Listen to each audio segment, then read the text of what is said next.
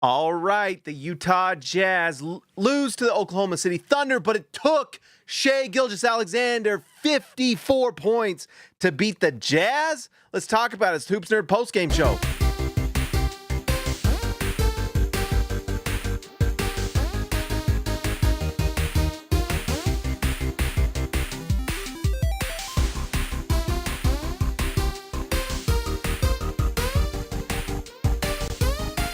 All right, guys. So anytime someone scores 50, SGA is incredible. I mean, tonight it's crazy. I don't have a lot to say about the Thunder other than they're extremely good. And obviously in this one, they're not at full strength. It's crazy how good they are to be this solid. And they're missing Isaiah Hartenstein. They're missing Chet Holmgren. So when they get to full strength, I'll be honest, I think they're my title favorite. I think this is the team that I would, if I had to bet on someone, is this team if they're healthy. If and there are signs that Chet's coming back at some point here. I can't remember. I saw a report on him. I think he's kind of starting to get towards coming back. I can't remember. If you're a Thunder fan and you have read or heard, let me know in the comments. But he'll be back before the playoffs, is what it sounds like. Perhaps. I hope so, because Chet's really good. And then Hartenstein. I can't remember what Hartenstein's injury is as well. But if they are full strength, they are incredible. And I think that I would have a hard time not picking them because they can just do everything. And then, SGA tonight, I mean, we just got to talk about the perimeter defense for them. SGA, Case and Wallace, they're just full Luguentz Dort, obviously, the torture chamber. There are just an incredible amount of athletes and defense. They're honestly a defensive team that does so many different things well. It's just an incredible team. And so if I had to pick a team to win the finals, I think I would honestly pick this Oklahoma City Thunder team with everything they've got. And guess what? They're going to get a Philadelphia 76ers pick in this draft, which is likely going to be top 10 to 15. So they're getting another one. Utah is smartly trying to follow a little bit of this Oklahoma City Thunder model, although it does seem like Utah is already starting to get a little too good. They've got an incredible coach in Utah, but anyways, we're still talking about the Thunder. I just wanted to mention SGA scores 54 points. He gets 18 free throws. He makes 17 of them. He gets a really friendly whistle, but he does earn it, and he does drive to the basket. He is incredible. It is crazy. He's like, to me, I would describe, because the way different players beat you, like LeBron just has an incredible skill set, but just bludgeons you to death. He has endless fury and endurance to just bludgeon a team to death. You can do nothing to stop LeBron. He's like the barbarian. In my opinion, SGA, if we're doing Dungeons and Dragons metaphors here, he is like the rogue, the assassin. And you don't see the shot coming until it's too late, right? And he'll lull you to sleep. And I didn't even realize he had that many points near the end of the game. Honestly, it surprised me that when they said Shai had 50 points, I was like, what?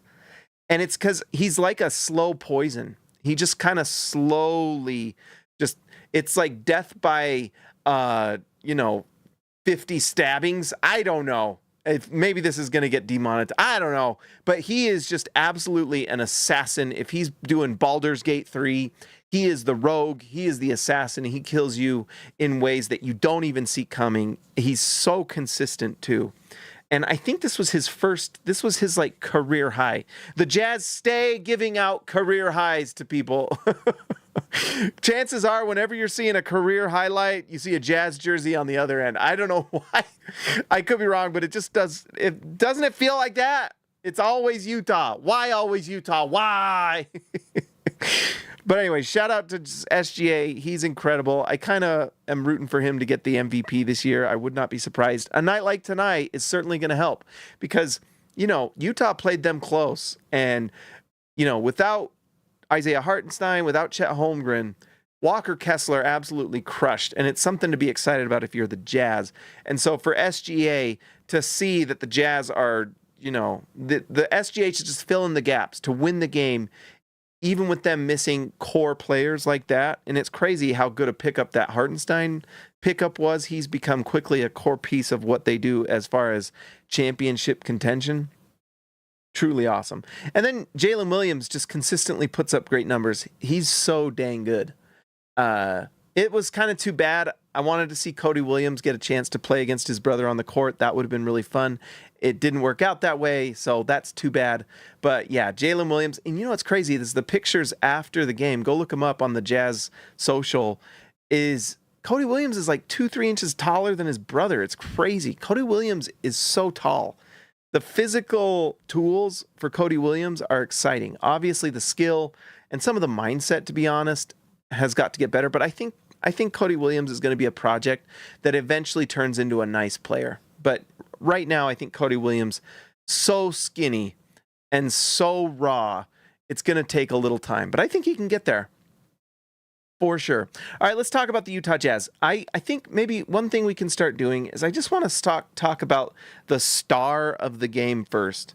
And the star of this game, and I think the second best player on the floor behind SGA, was Walker Kessler. Walker Kessler is turning into an absolute weapon. People were giving me a hard time on the playback, and I deserve it, I guess. Although I think everyone else was also like me. Last year, Walker Kessler absolutely looked like what has happened to this guy who in his rookie year looked like such a promising starting center. He is becoming just an absolute force. And I talked about it on the playback while we were watching. Just, I don't know if Walker Kessler's ever going to make an all-star team. Likely not. I mean, you never say never. I mean, maybe he just keeps getting better and better and better. But one thing that Walker Kessler is 100% going to be is every time you have a basketball podcast or a broadcast where you've got the national guys talking about the team, they are always going to mention how good Walker Kessler is. He's going to be like the unsung hero award. This guy is so good, doesn't get enough credit, right? You can just hear Doris Burke saying that, right? You can just hear Doris Burke saying, you know who's good and who just does all the good things? Walker Kessler. And I just absolutely, he's going to be one of the most underrated guys in the league because of everything he does. And what's really nice is it does seem like he is figuring out how to be effective offensively. That last year he was just honestly inept at times. But tonight, 8 for 10, and he was making shots like around the basket. He doesn't have to be Brook Lopez hitting threes to be effective. Tonight just proves it. If he can just get offensive rebounds and putbacks, tonight he had 9 offensive rebounds, guys. 9 offensive rebounds. 15 rebounds total. He only had 6 defensive rebounds. Those went to John Collins. That's crazy. That is absolutely a force to be reckoned with. And he was putting them back and scoring.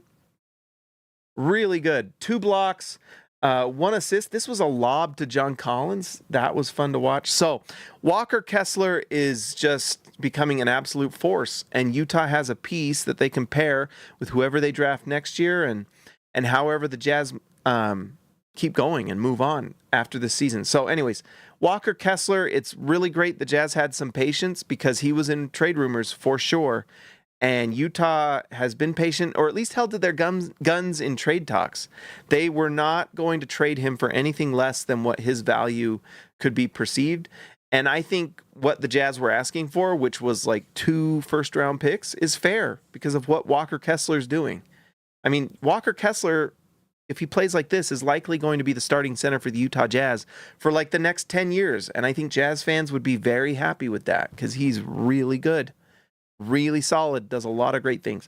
The one thing, and he can still improve, is this free throw shooting. Honestly, his stroke looks pretty good to me when he's taking his free throws. I'm always a little surprised it's not a little better, but the way it looks, I really feel like he can become a 70% free throw shooter. Why can't he? Karl Malone did. Rudy Gobert did. Those guys had bad free throw percentages and turned them into good ones, and I have no doubt that Kessler can as well. Lauri Markkanen, I looked at it before the start. I wrote about it in the recap. He's in a slump, and I don't know if he's just kind of bummed out because the Jazz are trying to get a superstar to pair with him or whenever. But anyways, he's shooting the last 7 games before tonight. He's shooting 32% from 3. Tonight, he shoots 3 for 10 again. He 41% from the field is fine. But if you're shooting 41% and 30% from three, 17 points, no free throws, he's either hurt with the back spasms, which, a lot of people are. It is funny that Utah comes into this OKC Thunder game and everyone's playing after games they really needed to lose. By the way, the Jazz are doing a phenomenal job with this tank. But, he only goes 3 for 10 from three. So maybe there is really some truth to the back spasms thing. I don't know. If he's not getting to the basket, is it because he's not feeling good? It very well could just be that the injury is there and he needs an all-star break. But we kind of get this from Lauri Markkanen every year. And before Lauri Markkanen got to the Utah Jazz, there was some worry about the injuries. And so it's just something, it could just be very way him driving to the basket, and really he was the focal point of OKC. Maybe OKC is likely a championship favorite.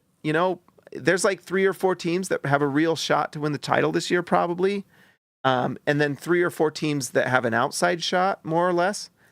OKC is 100% elite on defense, and so them focusing on Markkanen, like Lou Dort, SGA, Casey Wallace, Markkanen's going to struggle. So maybe it's as simple as that. But it also makes me wonder, is there injury stuff? Is this a slump? Why is it an extended slump? Because for the season, Markkanen is shooting... What is he shooting? At one point he was having a incredible year from three. It's now slipped to 36% for the season, which would be creeping close to his worst year with Cleveland. And after tonight, that's another 30% night. If it's like watching baseball batting percentages, it's going to drop. We'll see. But it's just something to watch. Could very much well be just a slump, but something to watch. 17 points, 6 rebounds. Kind of tough when he's going to be making $54 million in 4 years. So interesting stuff. We'll definitely be watching that. And there are some questions, Andy Larson had an article with the Salt Lake Tribune asking about Lauri Markkanen and his thoughts on tanking, and he does not like it. And that would match up with last year with some of the reports we heard after the Jazz made some trades post-trade deadline that some Jazz players weren't happy. I promise you, Lauri Markkanen was one of them. I kind of don't care, just to be incredibly honest, I guess, although when am I not? Why would I care? He signed the contract. He did not have to sign the contract. He did. Tough cookies. This is the plan, and I'm sure he knew the plan, and it is what it is. And I'm sure the context of that is mostly like, I would rather just win. Or maybe it's just him saying, I hate the fact that that's what teams have to do. And honestly, it is true. This is what you have to do if winning a championship is what you want to do. Just look at the Oklahoma City Thunder. It's what they did. Now look at where they are. Now look at what they're turning into. Utah wants to do the same thing. If Utah gets Cooper Flagg in the draft, there is no way Utah would ever get Cooper Flagg in a Jazz jersey in any other way than through the draft.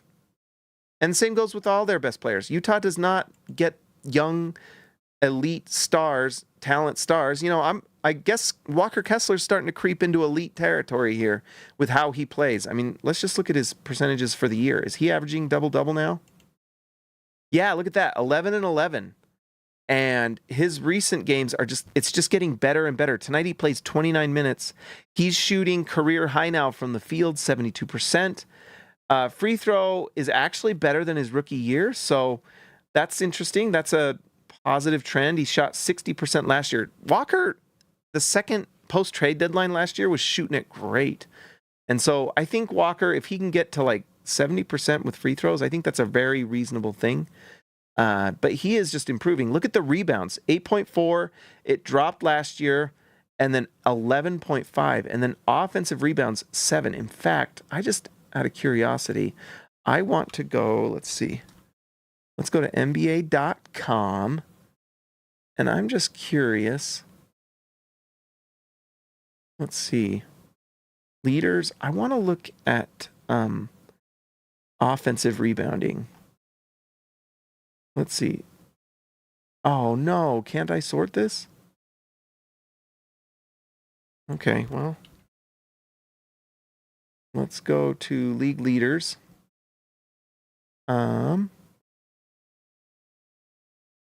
Basketball Reference here, and let's pull this up. I'm just kind of curious because I wouldn't be surprised if he is the leader in offensive rebounds.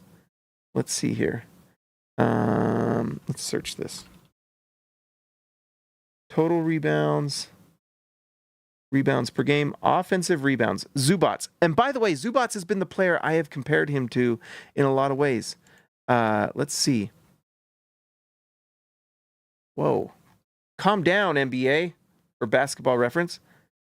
Where is Walker Kessler, number 5 in the NBA in offensive rebounds? Sorry, it took a while to get there, but we did. And these are solid NBA centers. Like, you know, people are probably not writing home about Ivica Zubats, but he has been a starter for the Clippers since they got him. That was one of the worst trades the Lakers ever did. Makes you excited about that Jazz pick in 27. They make dumb decisions in LA. But they traded him away for Beans, and he's now Zubats 156. But look, Walker Kessler 5 over Rudy Gobert. Look at and this tells you right here, Yves Missy, what a absolute home run for the New Orleans Pelicans. He might win Rookie of the Year. But look at this. Şengün, Kessler, Gobert, Pirtle, Duren. This is a good look. Nikola Jokic, Towns. I mean, I think there's a world where Walker Kessler is easily a top 10 center in the league for years to come. At minimum, top 10. Maybe there are seasons where you kind of creep into that top 5 center conversation. I mean, that's going to be tough. I mean, there's some big time names out there that he'll have to compete with, but we're getting to Utah is fine with, I mean, that's one thing was I talking about this the other night where if you offered, because Utah's already gotten Keontae George and Walker Kessler from the Wolves for Rudy Gobert. If you offered Keontae George and Walker Kessler to the Wolves right now, straight up for Rudy Gobert, who says no? Probably the Jazz. Probably the Jazz. I don't know. I think the Wolves might consider it. 2 young prospects that can develop long-term with Anthony Edwards. I bet you they'd be interested in that. By the way, Minnesota barely beat Dallas tonight. Barely. And they did not have Luka Doncic. So, I don't know. Things are not looking great in Minnesota, which is obviously great for Jazz fans. Anyways, John Collins returned tonight and was pretty solid. One of the things that's so interesting about Collins, and the reason why, I mean, these 6 turnovers for Collins are crazy. Crazy. For a big man to have that many turnovers. I mean, I know that he does some things with the ball in his hands, drive to the basket, but it's just, I am always surprised how many turnovers John Collins has. Because look at Markkanen. Not a great ball handler, only 2 turnovers. That's fine. Walker Kessler, 1 turnover. He doesn't have the ball in his hands a lot. If he does, it's really short. John Collins, 6 turnovers. It's just, I don't get it. I don't know if it's because that broken finger thing. I don't know. But he is a high turnover big. It's kind of a weird thing. I don't know. But outside of that, plays well. Look at that tonight. 22 points, 12 rebounds, 1 assist. He shot 2 for 3 from 3. He has just absolutely turned him into such a nice offensive player again. In fact, arguably a career season this year. I don't think it's even arguable. I think he's honestly pretty much. I mean, if you said, hey, John Collins makes $25 million, give or take, whatever it is. I think it's 26. But if you said he shot 69% from the field, he shot 2 for 3 from 3 with 12 rebounds and 22 points. I mean, it's kind of like one of those stat things. Like if you just blindly told someone those stats and they'd be like, yeah, that seems like a $25 million a year guy. I don't know. If anyone else is putting up 22 points, 12 rebounds on these percentages, you're probably pretty excited, right? So, I don't know. John Collins is playing great, and he's lived up to his contract. In fact, I should probably talk about that a little more. Like, John Collins is worth his contract. And so, and there are rumors out there about Collins. I'm sure the Jazz are trying to move him because he's honestly been too good. And there are teams out there that likely would love to have Collins. The rumors out there are basically that Collins is kind of their backup plan if they don't get something else. And he can likely be had because his contract is so big. It's this kind of, the contract thing is so tough because, he's worth it. It's just hard to match salaries. And so it's just kind of hard to make a trade happen. Just to get salaries to match is difficult, especially when you're in the $25 million range. There might be guys, in fact, I should probably look. In fact, you know what? Let's look at this really quick. I'll show you guys. Have you guys... Oh, this is Tankathon, duh. We need to go to Basketball Reference. Like John Collins. Oh no, not teams.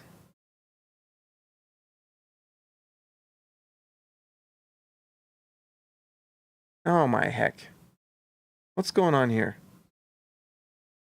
Sorry guys, this is kind of a search day. I don't know. NBA contracts, player contracts. Here we go. So let's look up John Collins. Oh my heck, come on. There he is. So Collins is making $26 million. He's making $26 million next year. That's a player option. He is going to pick that up. Any of you, if you have $26 million on the table, and everyone thinks you're probably overpaid, who's not taking 26? I tell you what, I'd be pretty happy with $26 million in the old checking account. I would be okay with that. Let's see. But you have to have salaries match. So if you want to trade John Collins, if you just want to do player for player, it's a little hard to find someone. I mean, you can do it, but you're finding usually guys in this range are usually pretty good. And if you're trying to lose games, I mean, I guess Washington might think about Kuzma because he's not helping them win a lot of games, but they don't want to win games. So, you know what I mean? And you got to look at these guys. Are they an upgrade for the other team? Well, he's an upgrade on Kyle Kuzma. DeMar DeRozan might be an upgrade, but you don't want DeMar DeRozan taking shots away from your young players that you're trying to develop. You're not getting it, it's just hard. Maybe a Kentavious Caldwell-Pope to Orlando. He's not playing super great. Actually, there are some, maybe there's more than I give credit. Like Lonzo Ball, maybe, I don't know. Marcus Smart has not panned out perfectly in Memphis. Maybe they might be interested. I don't know. They're actually, you know what? I'm changing my mind a little bit. Jordan Poole, terrible, terrible contract. Utah probably doesn't do that. Man, that's such a bad contract. That's crazy. Maybe CJ. I don't know. Sorry, guys. This is bad YouTube.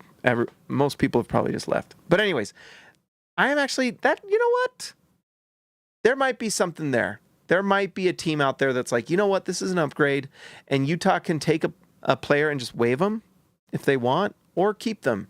But Utah wants to lose games this year. So I don't know. John Collins is playing incredible, and I think he's got honestly, some pretty good value out there. And I'm sure there's teams out there taking note, as they say. Collin Sexton had a nice bounce back night. What a difference 2 or 3 games of rest can do. Tonight, 18 points, 9 assists, 4 rebounds, his consistent good numbers. And this was legit. This was against good OKC defense, and he did a good job. Collin Sexton is good. We'll see if they get a trade. He's my prediction for the number 1 guy to trade, because I kind of feel like Utah, if they win the lottery and you take out Collin Sexton and replace him with Cooper Flagg, this Jazz team gets pretty exciting pretty fast, especially with what things we were seeing tonight. And then if Taylor Hendricks is healthy, maybe Utah gets another top 12. I mean, it sucks. Look how much Minnesota jumped from 12 to 17 with that win tonight. Ugh! But I think that if they continue to drop, I hope they do. Everyone get your voodoo dolls out. If Utah can get like a top 12 pick from the Wolves and get someone that they can develop alongside Cooper Flagg, who's coming to the Jazz, I don't know. Things get really interesting really fast. And Anyways, Collin Sexton's a nice player. I don't think he fits the long-term timeline. Collier and George continue to show great signs. And so I think you just got to make a trade and figure it out. But there's probably a lot of teams out there that are really interested. So let's see. So Keontae George and Isaiah Collier. Keontae George is interesting. He has been playing extremely well in the first half of games, at least in the last. It's like a trend we're seeing, and then the second half has been struggling, and I kind of feel like it's because the Jazz are doing a few things to lose these games. For example, Walker Kessler, I mean, he played 30 minutes tonight, but he got an extended period of rest in the second half, and, you know, it's amazing what happens when you have better players on the floor, but one thing Key just has to do, and there was one play that was a really perfect example. Walker Kessler cleaned it up and made an awesome play, rebound and dunk. But there's just times where Keontae George just has to just lob the ball to Kessler and he'll throw it down. He's getting all these assists. The passing is there. 10 assists for Key tonight is exciting. And the other thing that's exciting that just shows how he has so much potential and why Jazz fans should be excited. 2 for 5 from 3. The 3-point shot is there. 8 free throws. That's the best on the team. He is drawing more fouls than anybody and knocking them down. This is how you have an efficient night. So when you have only a 3 for 11 night, if you're going to the free throw line like this, incredible. So if he improves his decision making, becomes a little bit more pass first, you can see this coming. Like if this night is not the greatest night, but it's 3 for 8 and he has like 11 or 12 assists, holy smokes. Isn't that awesome? And then it's like 15 points. Instead of 15 points on 11 shots, it's like 15 points on 8 with an incredible assist to turnover. These are the types of things that he can do. And then we know that Key, when he gets hot, can absolutely put up 30 points on any given night for sure. But it's just his decision-making has to get better, and that just comes with playtime. He's so young. And that's all I got on Key. Obviously, he's just got to get better. And I have no doubt that he will with Will Hardy. Holy smokes. But the other guy that's got to be so exciting. Yes, 3 for 10 for Collier. But look at this. Both him and Key have efficient 3-point nights. All of a sudden, we're starting to have a trend. This is all of a sudden 6-7 games where Collier is starting to hit his threes. Tonight, 2 for 4. That's 4 threes he took. He knocked down 2 of them. Let's just look up Collier. Look at this. So, in fact, we'll just do the quick and easy last 5 games. Look at this. Last 5 games for Collier, 1 for 2. 0 for 1. He only took 1 against New Orleans. That's fine. You only took 1. 1 for 4. 3 for 6. 1 for 2. He is making them. In fact, if you add tonight 2 for 4, look at this. That is pretty good. In fact, let's do just rudimentary math here. Let's just do this. So, let's see. Let's just do the quick math. 1 plus... Oh, no, 2. I know the difference between 1 and 2. 2 plus 1 plus 4. Isn't this the best show you've ever listened to? That was, what was that? 4, 6 plus 2 plus 4. So 19. And then let's just add tonight. So 2 plus 1 plus 1 plus 3 plus 1. 8 for, what was it? 19. 8 divided by 19 is... Are you serial? Are you kidding me? Isaiah Collier in his last... What is that? What? His last 6 games, he's shooting 42% from 3. What? That is pretty exciting. So if you're talking to your friends who claim to be Jazz fans, and they say, who's Isaiah Collier? I thought he couldn't shoot. Well, wake up. Isaiah Collier, wake up your mom. Wake up your dad. Wake up your cat. Yell at your neighbor. Isaiah Collier's shooting 42% from 3 in his last 6 games. If that's not something to get excited about, I don't know what is. I have so little in this life. I tell you what, man, if you're watching close, the signs are there. They are absolutely there. We're seeing free throws and defense from Keontae George. We're seeing three-point shooting, more confidence. Yes, the turnovers are high, but he's a rookie. It's going to get better. I honestly, for the first time tonight, I was kind of like, Keontae George and Isaiah Collier, pretty fun backcourt.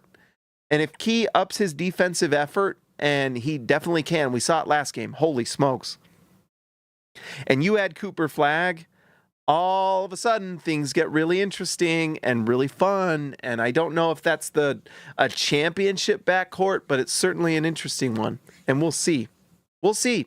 What if Utah gets the number 2 pick in the draft and they get Dylan Harper and you replace Collin Sexton with Dylan Harper?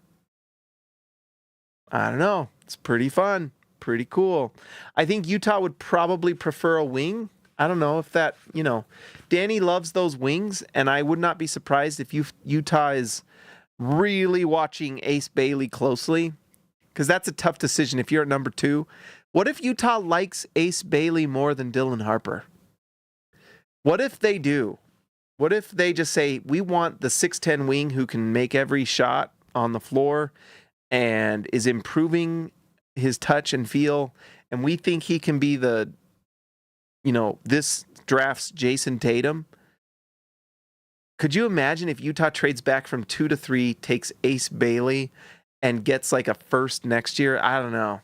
That type of stuff gives me the tinglies in the jinglies, okay? I don't know. There's so many options for this Utah Jazz team. So many options and so many things that get me excited. All right. We talked about Isaiah Collier. Filipowski played tonight. He's kind of figuring things out. I think there's times where he looks really good and there's times where he looks a little lost to me. Tonight was his real first flavor of elite defense, and you can kind of see the result. That's OKC, but that's good. You need to play these teams to get that flavor so that you can get used to it. So it's a flavor saver, right? Svi Mikhailuk played again tonight. I don't have a lot to say about Svi. He can shoot the ball, and he's a veteran end of bench player for a team like the Celtics that if they need a guy to play here and there to provide good shooting, he's definitely that. He doesn't really fit what Utah's doing, but I don't know. And Drew Eubanks, honestly, we have so much fun watching Drew Eubanks on the playback. He got in a fight with Lou Dort tonight, and I tell you what, I would not mind. That is, which would you rather watch? Mike Tyson fight another Paul brother or whoever he fought, or Lou Dort and Drew Eubanks? I tell you what, I would watch Drew Eubanks and Lou Dort. That would be a blast. That would be two guys that would absolutely, I don't know. I would watch. And then finally, Elijah Harkless hit a 3 tonight. I don't know. We'll see if he turns into anything. It's just so crazy how a player can go to the G League, score like 30 a night his first 2-3 games with the Stars, and then you come and he got 18 minutes tonight, scores 5 points. The G League and the NBA are different. They just are. And, when you're playing, and when you're getting guarded by SGA and Lou Dort and Cason Wallace, it's a different world. I think that's all I got tonight, guys. This was a fun one. Honestly, I was really impressed with the Jazz. They took the lead multiple times. Like, they had a lead in the fourth at one point. It took 54 points from SGA to beat this Jazz team. You got to be excited about what Will Hardy brings to the table. He is great. This team is playing their hearts out. They are playing well. They are doing things the right way. And it's exciting. Look at this spread offense right there. Look how exciting that is. Every offensive player in double digits. And then Collier comes in, gets 8 points, 2 assists. This team is fun. It's really a fun team. And so it's just going to be a blast to watch this team develop. And then they get 2 nice rookies this draft. And what if we win the draft? Well, let's see. It's time to see what happens if the Jazz had the lottery tonight. Where's my... What the heck? Let's bring this over here. What's it called? Let's start the music, baby. All right, here we go. Okay. Let's say the lottery was tonight. What would happen if the lottery balls were being drawn? No! Utah. Oh, Utah still wins the lottery, but they get the 4th pick. Ah! I want a top 3, but I'll take top 4. Look at that. New Orleans goes up 1. Phoenix jumps 11 spots and gives their pick to the Houston Rockets. Are you serious? Could you imagine if the Houston Rockets added Dylan Harper? If you want a reason why that Phoenix Suns pick is exciting, that right there. That's why every national guy who actually knows what they're talking about said the Utah Jazz hit a home run. That is a blue chip pick that the Jazz have. That right there is a gold coin that Utah just got. It ain't the picks the Jazz gave out, those are they're like nickels and dimes. Utah got a gold dollar is what that was. That is the Sacagawea, baby. That's what Utah Jazz got. Amazing pick. Amazing. All right, so Utah gets the 4 pick. According to Tankathon, that gives us the choice between BJ Edgecombe, Jack Kusonis, Traore, Knopel, Trey Johnson, who keeps dropping, Kamen Malawach, and Yegor Demin. What if Utah loves Yegor Demin? I love Yegor Demin. And you trade back with one of these teams and you just take him there. I don't know. Your intel better be good. I'll just say that. All right, let's give a shout out to the All-Stars tonight. Shout out to our newest All-Star. God. I'm going to look this up really quick because I don't know if I was in love with the nickname Steve from last time. The I Believe in Steve. Let's see.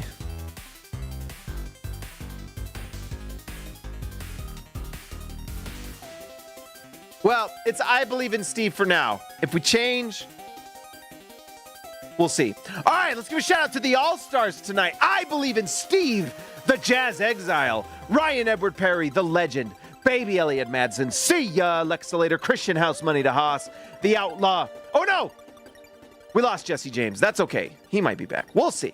Jordan the GOAT Best Roll, Austin our Grant Editor Extraordinaire, KG10 to TH5 the OG, and Patrick Akubo, the Connoisseur. Guys, like the video, subscribe to the channel. I thought there was game tomorrow. It actually got postponed, so I will be talking to you not tomorrow, in a few days. It looks like the game won't be till like the 25th, so you know what, everyone? You know what? Put up your stuff. Take a nice hot shower, relax, because we'll be back in a few days. I will talk to you next time, guys.